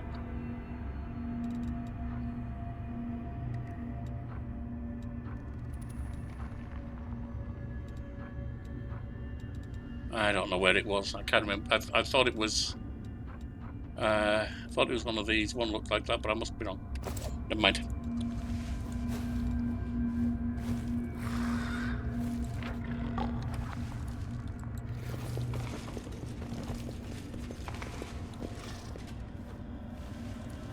Let's put owls on. The world has suffered enough.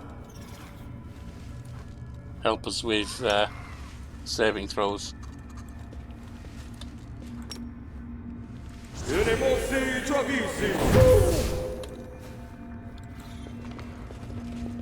I will guide us. Oh, looks like we're out anyway.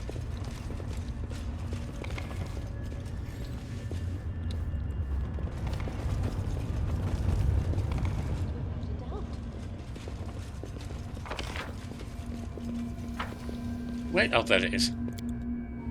We'll go rest up. Then we'll go back to the storyteller. Forwards. That's not what I want.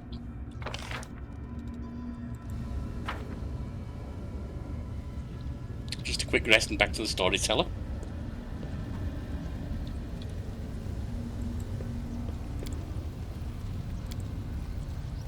Do your tiefling friends tease you about your shadow? I remember how upset you used to get when you were little. Stop acting like we know each other. Only a pathetic idiot would be friends with a crazy beggar. You got it? That ain't me. Yeah, well, she kind of is.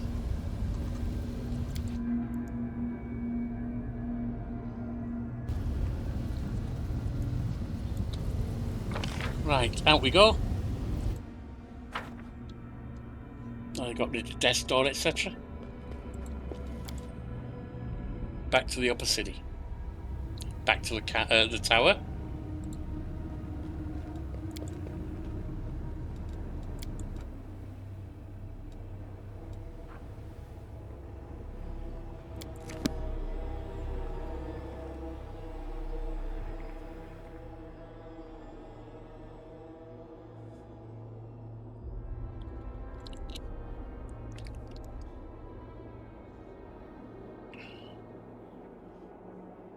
and speak to the storyteller.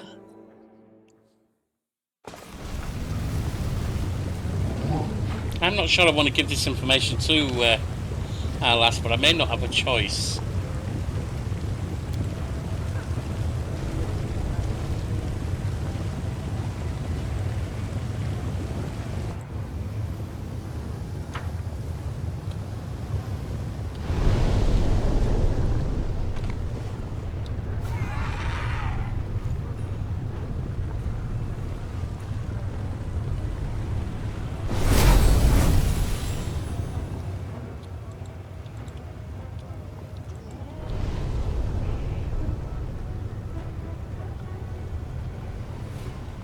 Stairs and over.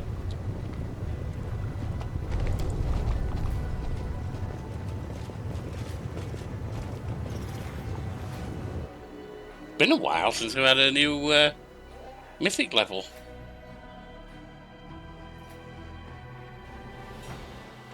It's when we first entered the Abyss.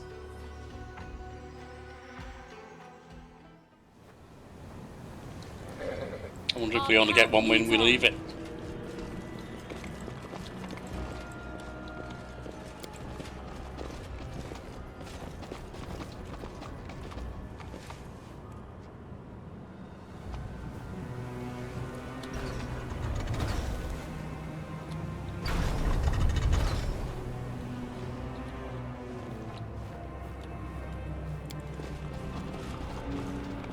Upstairs.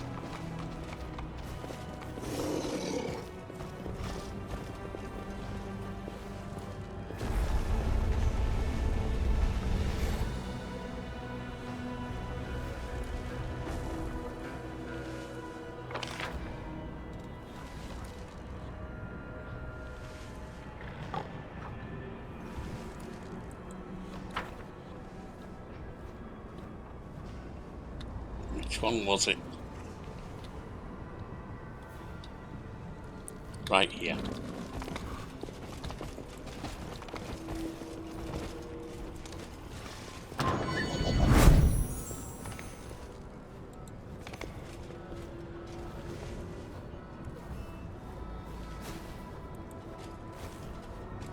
No, we're not trying to close it. I want to talk to him. The blind elf whispers something under his breath. Hearing your steps, he turns to you. Greetings, Eldiana Soulshade. Have you brought me a new story? Can you restore this cloak for me? Dazzling light erupts from the storyteller's hands. The light pulsates, forcing you to squint in pain. And when it finally fades away, you see a thick cloak in the elf's hands. This relic is truly legendary. It has absorbed power that is too heavy for this world. But I have a feeling that this cloak will suit you well. Bound of possibility.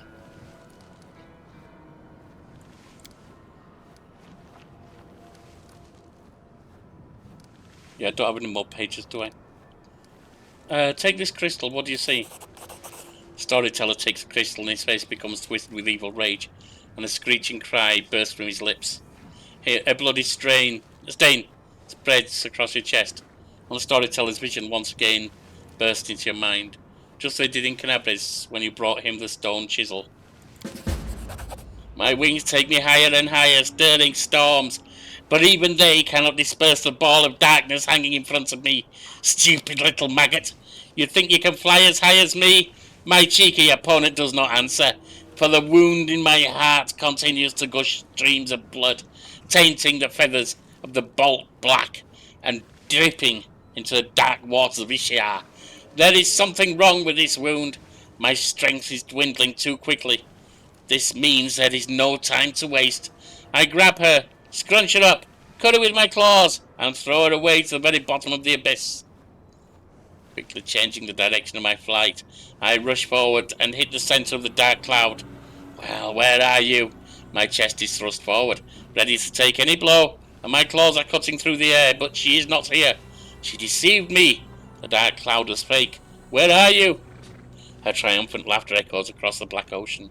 So insulting, so insolent, so impetuous. Someone catch that laughter, choke it. Your mind is confused. Adrenaline pounds in your veins. By force of will, you manage to overcome the madness and concentrate on the storyteller's screeching voice. Who are you? You don't know me. I am the Demon Lord Elenicia, Lady of Harpies, sweet-voiced mistress and seductive peril. My wings can embrace a mountain, and all in the abyss know my name. Who are you fighting? That pathetic upstart Nocticula. She attacked without warning and wounded me, and now she is hiding in the shadows, thinking she can get away from me. Your pathetic leathery wings can't compare with mine. What are you fighting for? For power, for might, for superiority, for the right to fly over the endless waters, for the right to seduce the unlucky ones of our choosing. One of us will perish, the other will rise and get everything the loser owns, and I will be the one to triumph. How will your fight end? The storyteller's voice changes. You hear a death rattle. She will win! Overpower me! Weaken my spirit, and my body will drop into the waters of Ishia!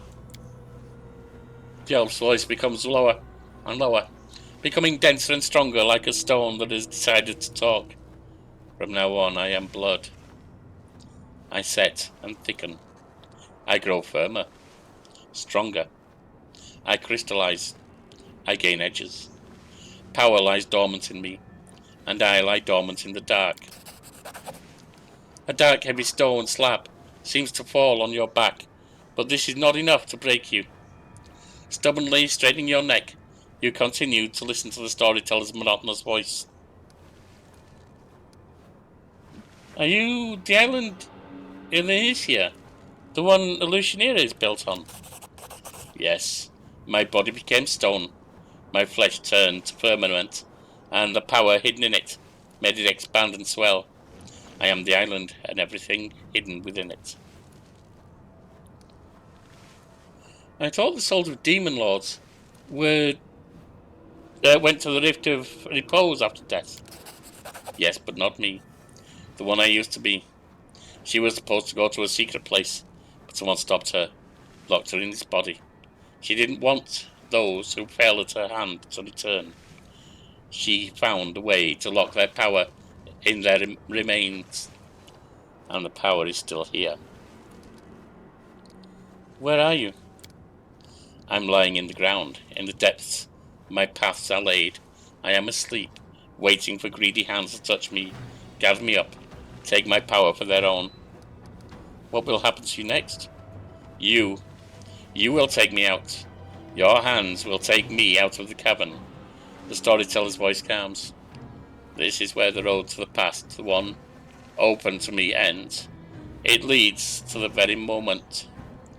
But I see something else, the future, a possible future. Droplets of spittle fly from the old elf's mouth.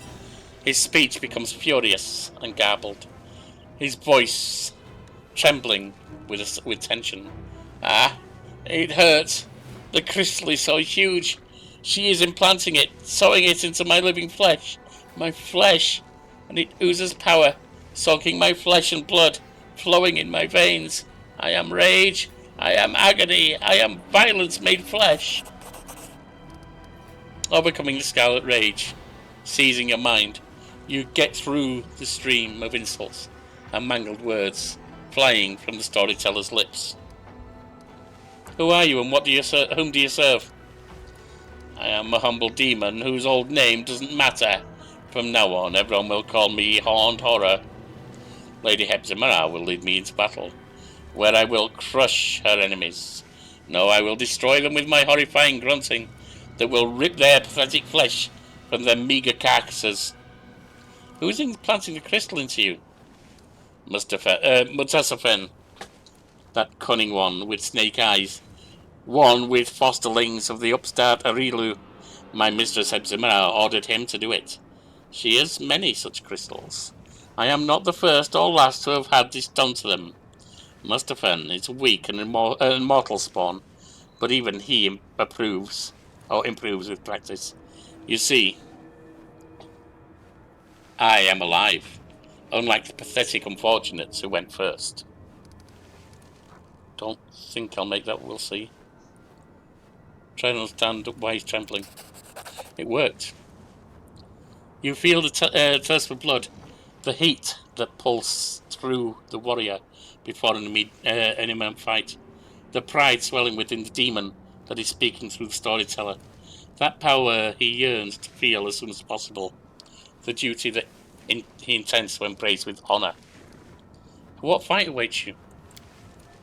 We are going to fight Nocticula. That winged upstart has been troubling our Lord Baphomet for too long. Time to remove her from the board. How do you expect to defeat Nocticula in her domain? We have followers in those Shamira. They will strike from the inside, crippling her, drain her blood, and then our armor will bring down all its might, given to us by the miraculous crystals, and Nocticula and her pathetic servants will die. Enough, storyteller. The vision fades, and with it, the terrible heat in your chest. The old elf comes back from his dream with a helpless sigh. What a horrible vision. I am completely exhausted. I never expected to touch the memories of the fallen demon lord, who had never found peace in the rift of repose. I shared a vision with you again, like when you brought me the stone chisel in Canabres. Strange. Could it be that these two objects are connected, the one to the other, or to you? So the crystals are demon blood? Yes. Hardened blood in which the spiritual power of the perished demon lord is sealed. In this case, the power of Elenithia, who was killed in battle and locked in her own remains in this unusual way. So this city is built on Elenithia's corpse? In a manner of speaking, yes. After the spiritual power of Elenithia did not go to the Rift of Repose, Nocticula began to transform her dead body, forcing it to expand and assume a more solid, static form.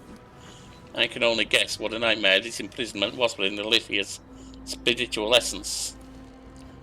How can their stone grant powers? I suppose that it happens as a result of some merging process, after which the unspent power of a demon lord will literally flow into the body of the one who uses the stone. What is the Rift of Repose? That is where the souls of fallen demon lords go. After death, they usually return to their own abyssal realms, but if death finds them again before a year passes, the abyss dumps them in its cemetery. In this stone rift full of fog, the souls of the grand demonic dead turn to stone statues and stand for an eternity, slowly becoming threaded with cracks and gradually falling into ruin. It is a kingdom of decline and decay, and a visit there might serve as a good lesson to those who believe their own might and deem themselves invincible.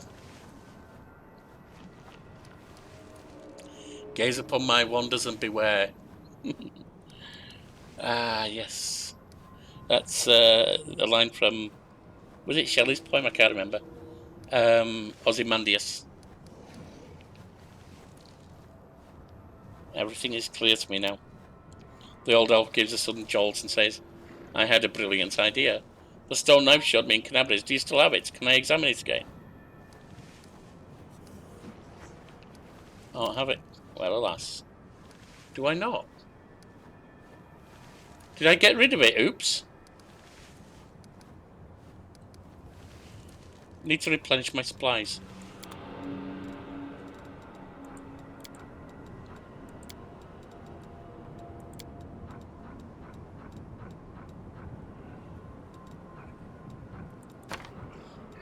Scroll of Restoration. Scroll of Restoration Greater. Restoration Lesser. Resurrection.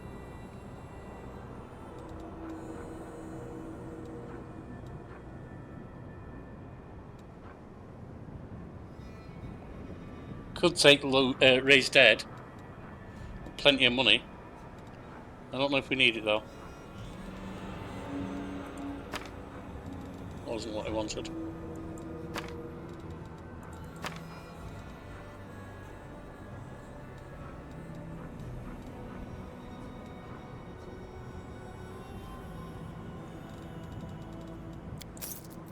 That should be fine.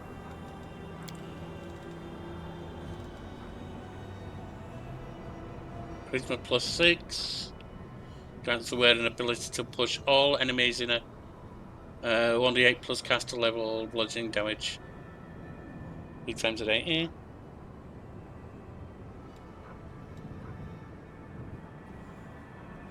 1d8 bludgeoning damage on hit with unarmed attack, plus 10 competence on athletic skill checks. Well, that could be nice for Aldrig.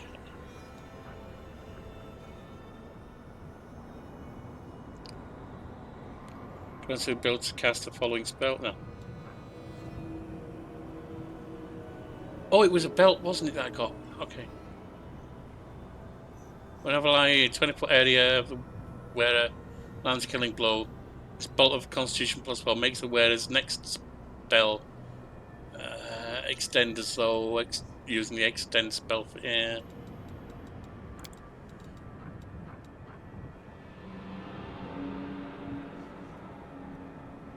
Scale mail, 3 max dex, plus 4. Not really going to use it, are they? Robe of Virtue, plus 2 bonus to AC and plus 2 competence bonus on attacks against evil enemies. Only monks. Don't want that. Don't want that. I think we're okay.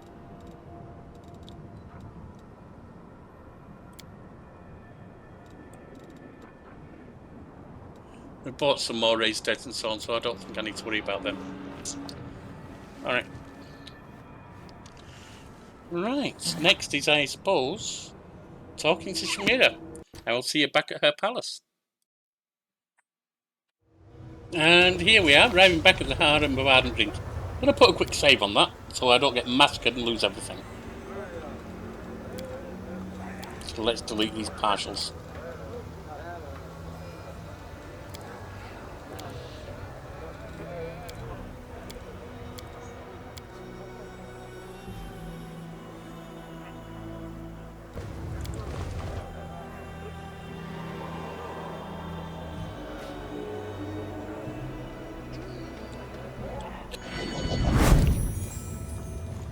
Let us not hesitate. Just in case we need any will saves, let's get the owls on us. Jude's got owls, isn't it?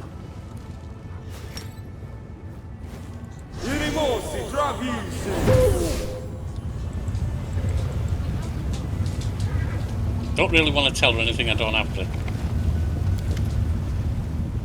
After she notices you, Shamira gives you a displeased frown and relatively asks you again. You know, friends, that you must keep coming to chat with me. Perhaps, though I find this extremely hard to believe. You are not completely useless and have something of interest. Completed your task. Shamira ignores you. Looking somewhere else, but in your mind, you hear her angry hiss. So speak if you have. Use your mind instead of your flapping lips. Your mind. I know that you have done much to win Shamira's favour, but my heart tells me that helping her would lead to evil. Forget everything I've told you. We'll find another way to complete our mission.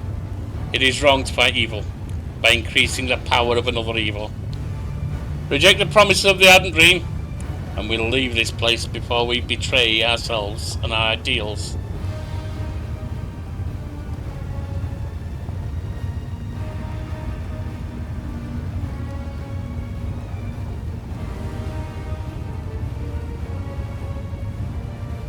I will not tell you anything. Shamira gives you a venomous smile. You can read your sentence in her eyes. That's right, you don't serve me. You're an outsider, and by Nocticular's will, no one can lay a finger on you. But who will stop me? Shamira's magic crashes against your will. Succeeded. On a will check. With a bit of effort, you manage to force Shamira out of your mind. An angry grimace contorts her face. You can't break me. Shamira brings more force to bear against you. A vein pulses in a temple. Failed. In the heat of Shamira's magic, your mind melts like wax. Your knowledge of Nahindrian crystal surfaces as the demon strips out your memories as efficiently and ruthlessly as a hunter dressing a carcass. Suddenly the heat subsides. banished by a gust of mountain wind, cool and clear. The hand of the Inheritor's voice thunders in your head. Hold on, champion. Together we will overpower the... Yeah, keep trying, it won't work. I've got him on my side. Swearing Shamira unleashes all of her power on you. You'll regret that, you little bitch. You refuse to talk, so be it. I'll just rip everything you know out of your mind. Failed again. In the heat of Shamira's magic, your mind melts like wax. Finally, she smiled in satisfaction. I've learned everything I need. Now get out. The demons in the crowd murmur and exchange whispers. You hear disappointment in their voices. It seems most of them wish you to emerge victorious from the confrontation. Not the arrogant Shamira, whom no one has humbled in a very long time. They look at you with respect, even fear. After all, they would never dare contradict the ruler of her harem. One demon covertly gives you a thumbs up, then points at Shamira and makes an obscene gesture indicating her wanton ways.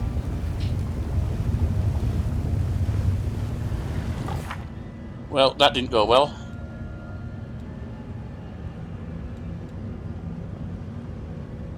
What do we have next?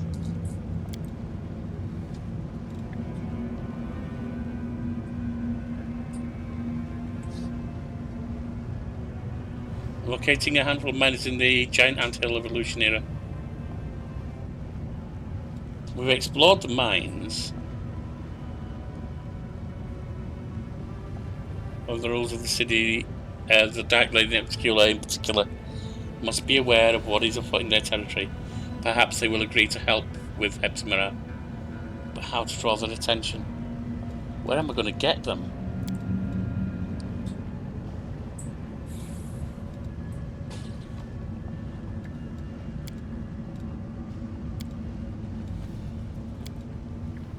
So I still have to do what exactly? I suppose we're going back now. Because we failed there. You are most curious, mortal. Nocticula. You hear in your head a female voice, melodious, low and sensual. You're rather intriguing yourself. There's a reason they call me Nocticula, the Lady in Shadow. My words and thoughts are shrouded in darkness. I take it I finally have your attention. Yes, your arrival in Alashanira was quite impressive. Rumors have reached me even here, behind my locked gates and my wall of valiant guards. Rumors of a remarkable Galarian taking my Alashanira by storm. I'm asking for an audience. You have my permission to enter the palace. Go there and wait. I will arrive when the time is right. Until then, you will be taken care of by one of my servants. Well, we've got permission to speak with her. We lost out here. It doesn't matter, we still got there.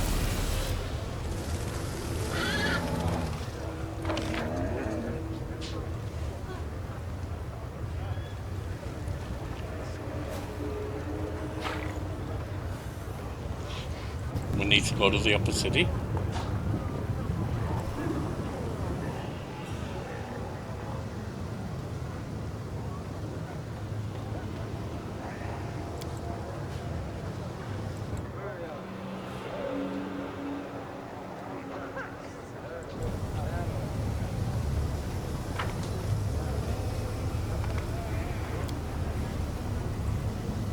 Actually, wasn't there a portal in here?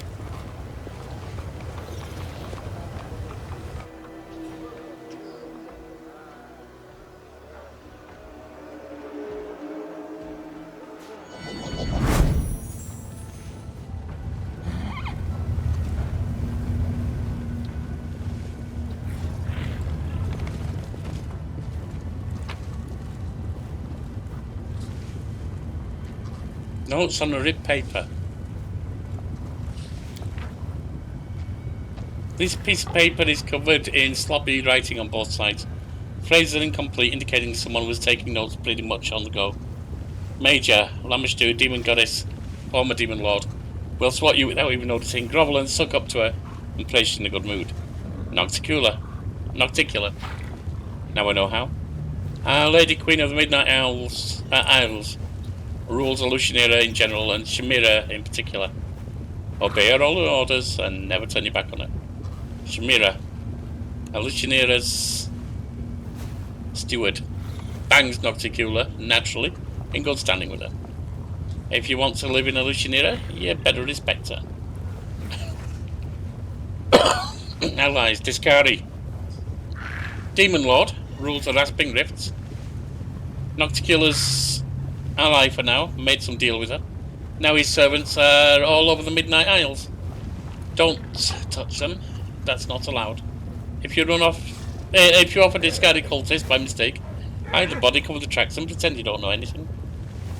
Important, discarded may be an ally, but is a spawn of Pazuzu, who tussles with Lamashtu's careful. Baphomet, Demon Lord, rules the Ivory Labyrinth. Best buds with discarding. Nocticula's ally for now. Used to bang Lamashtu, now bunks up with Sokothbenoth. Dangerous. His cultists can slip into enemy ranks better than worms in your ass. Watch out. If you spot double agents, bug out at once. Enemies, Pazuzu. Demon Lord rules High Mvania. Fights with Lamashtu, and by proximity with Baphomet. Sokothbenoth. Demon Lord rules the Cathedral Thelmek. Nocticula's brother and former lover. Got the boot, now sulks and wallows in depravity. Bangs Baphomet, but only once in a while. Take it.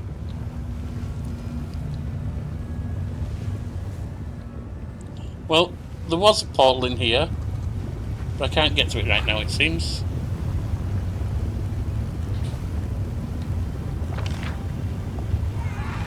Yeah, you can't get out from here, I guess. Oh, it was because I had a key, wasn't it? A coin. Our path That could leads port on. to here. Alright, that's fine. Anyway, as I said, I will see you at the palace. Thanks for watching, for being around, for every message, reaction, all the joy we found. To the quiet, the loud, the sharp and the sly, you're the reason I'm leaving with my spirits high. So hit like, leave a word or tap that sub.